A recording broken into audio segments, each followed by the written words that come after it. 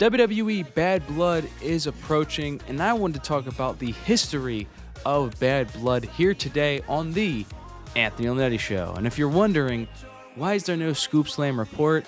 I'm currently on vacation, and we should have a live video next week for you talking a little bit about the aftermath of SummerSlam and what's going on currently in the world of professional wrestling. If you can, hit the like button and make sure to hit the subscribe button on this video so you never miss another video from the Scoop Slam report or just an upload from the Anthony Leonetti Show.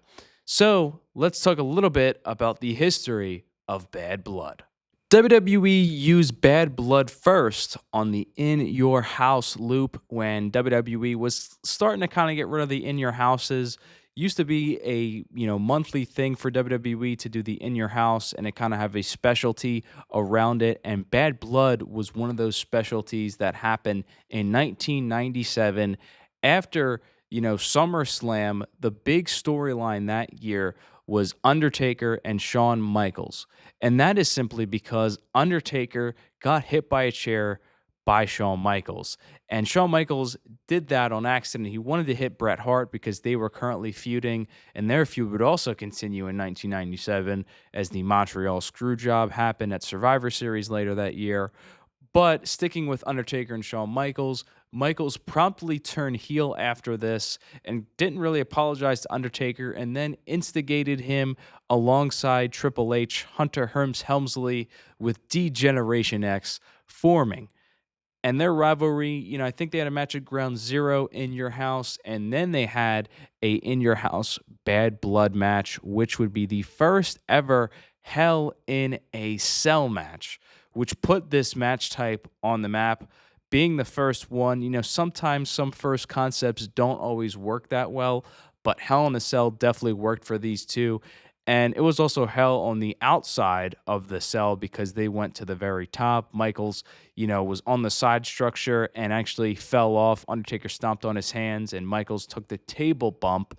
And that was even though, Mick Foley would do something a lot more crazier and spectacular, still a big bump to take off the side of the Hell in a Cell.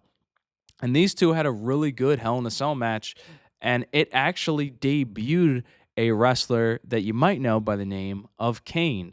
That was when Kane debuted in the WWE and ripped the door of the Hell in a Cell off of his hinges and came in and tombstoned his brother, The Undertaker, which started their feud, and Michaels pinned Taker, and that kind of wrapped up what they did. I believe they had a casket match at the Royal Rumble following, but Bad Blood is really where Michaels and Taker had that grudge feud, and it kind of ended, it kind of went off for a little bit up until 2009 when they got to wrestle each other again.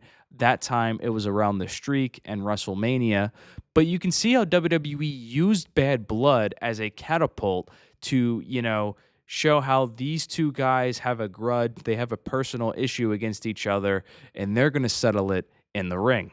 WWE would then bring Bad Blood back to its pay-per-view schedule in 2003, 6 years later after the first one, and Bad Blood replaced King of the Ring, which used to be a yearly pay-per-view, and in place would be Bad Blood, and the main event would be yet another Hell in a Cell match. This time, it was Triple H against Kevin Nash for the World Heavyweight Championship. Kevin Nash had just come back again from injury, the famous quad thing. I get it, yada, yada. I actually like Kevin Nash a lot, though, so I show respect. Show respect to the Big Diesel. Kevin Nash returned after another injury, and he was interjected between Triple H and Shawn Michaels and their rivalry.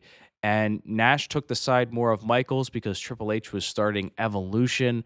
That kind of was taking off in its beginning stages.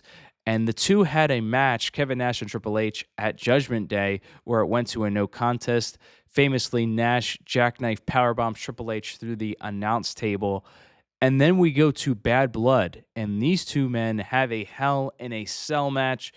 This time, the Hell in a Cell, it's one of the few matches in Hell in a Cell history where the match actually stays inside, Hell in the Cell. Whatever. Anyway, Nash and Triple H would have, a Hell in a Cell match at this pay-per-view, and Mick Foley would be the special guest referee for it. it's somewhat of a hidden gem because I really think these two had a pretty good Hell in a Cell match. I don't know how high I would rank it, but I definitely think these two men lived up to what Hell in a Cell, should be, how the match should be, and lived up to the brutality of it as well without having, to go to the outside or go to the top of it. It's a very, inside the cage kind of match, which I liked. Triple H would end up retaining the world championship, and Nash would kind of stay around with his feud with Triple H, but it wouldn't be, to the same level after Bad Blood. Nash went on to kind of do some movies and would end up leaving the company around, I think he had a match in the Elimination Chamber that year at SummerSlam with Triple H and Goldberg and Randy Orton and those guys. But, this was where Nash and Triple H's feud kind of ended up until, 2011. But this is where really it ended over the World Championship. And after, the whole kind of friendship thing with Nash, Michaels, and Triple H, the Click. This was, something to highlight though about Bad Blood because again, it shows, a grudge match, that Hell in a Cell kind of vibe between Triple H and Kevin Nash. Then we get to 2004, which kind of capitalizes off of what 2003 did, but on a much, much higher level with Shawn Michaels and Triple H. Because Michaels and Triple H feuded all the way since Shawn Michaels came back to the company in 2002. It involved Nash, it involved Evolution, Ric Flair, Batista, Randy Orton, RVD, and so many others on the Raw roster. And this is where the Michaels and Triple H feud ended, was at Bad Blood 2004, where these two had an incredible Hell in a Cell match, very bloody match as well. This is probably more the well-known Bad Blood Hell in a Cell match, up with Taker and Shawn. Again, because Taker and Shawn is the first one and it is so good, I don't know if Triple H and Shawn, I don't think anyone for that matter could really live up to what Shawn and Taker did in that first one. But these two had a great Hell in a Cell match, and it was years of buildup from '02 to '04. And Triple H would end up beating Shawn in the Hell in a Cell match. And I thought, it was a really good Hell in a Cell match. Like I said, it really, when I think of Bad Blood from especially that year or the last one, I think of that. I think of that Hell in a Cell match and the grudge match between, these two friends, now bitter enemies. It just fits so well perfectly. And I think that's why WWE have decided to bring back Bad Blood, because in WWE right now, you have a lot of bad blood. You have the bloodline, Solo Sikoa leading this new bloodline. Whenever Roman Reigns comes back, maybe he comes back at SummerSlam. This video is taking place before SummerSlam. But, you have this new bloodline. They're going after Cody Rhodes. Cody Rhodes is again in the bloodline thing with the World Championship involved in it. You have Rhea Ripley and Liv Morgan, kind of this love triangle that Dominic Mysterio is in. And then you also have CM Punk and Drew McIntyre, which, seeing how SummerSlam goes, could eventually be Rollins and CM Punk, because we haven't got to see that yet. That was supposed to be what was going to happen at WrestleMania 40. So there's all these different things that can happen in WWE right now. It is definitely the perfect time to bring back Bad Blood as a PLE and add it to your PLE schedule, because you can do a Hell in a Cell match. Now, I don't know if WWE will end up doing one, but the rivalries that they do have could end up, contributing to one, because, some of them will have to end, and not everything has to end at the big PLEs like Survivor Series and etc. You can have some feuds end at Bad Blood, and some of them might even catapult into other ones. And, one of the things I think about is if Rollins does accidentally screw CM Punk out of beating Drew McIntyre, much how they did at SummerSlam in '97 with Shawn and Undertaker, I could totally see these two having a Hell in a Cell match at Bad Blood between Punk and Seth Rollins, and maybe Drew McIntyre moving into the World Championship picture. Then you also have Rhea Ripley and Liv Morgan.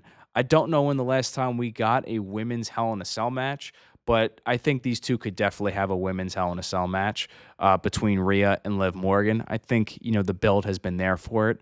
And, to throw out a wild card, imagine if Roman Reigns does come back. You got some bad blood there. Roman's coming back for his bloodline.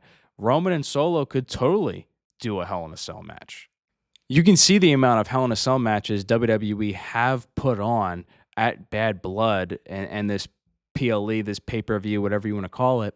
So I'm very interested to see what WWE goes for here because there's a lot of feuds that could end up in Bad Blood. And one of them that I just thought of, if it does end up continuing after SummerSlam, could also be Damian Priest and Gunther. They've done a good job of making this feud very personal.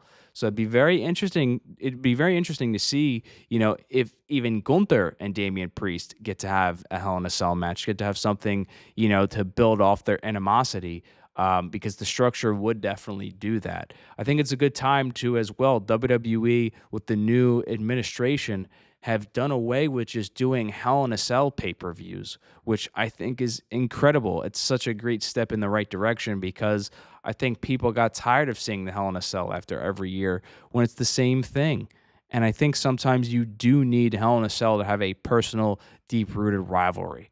When it comes to a screeching halt, these two men or these two women, they're going to have a cell match. They're going to fight in the cell to end their rivalry. And I think that's a really good thing to have because before, some of the Hell in a Cell matches we've had in the past haven't really had that.